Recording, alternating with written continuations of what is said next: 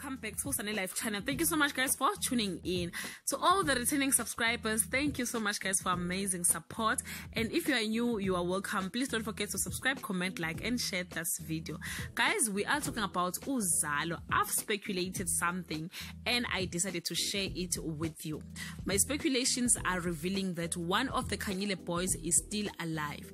If we can remember or recall, guys, Nkunzi, when he shot them, he did not check if they were alive or not. Thulani was shot with 1 bullet and his brother with 3, if I'm not mistaken. And that makes me conclude the one who is alive is Thulani. After the incident, Lily was informed by Njeza that Nkunzi has something to do with their disappearance. Njeza and Hleziphi was supposed to be with the Khanyile boys, but they were distracted by Nkunzi, Mangcobo, and Nosipho. Lily was very stressed as she was Thulani's so-called girlfriend. She felt something was wrong and she decided to start the searching alone without her colleagues.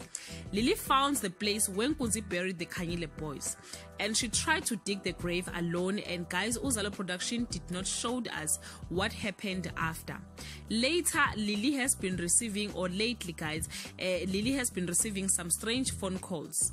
One time she received the phone call when she was with her mom, who asked her who was calling her, and Lily answered with a very stressed face, it's work related. The second time she received the call, she was with Nyawo. Therefore guys, I concluded the phone call is from the person who's taking care of the injured Thulani. Let's talk, guys, on the comment section. Who do you think is calling Lily? Stay tuned and watch Uzalo from 8:30 p.m. Monday to Friday. Till we meet again, I love you so much, guys. Bye.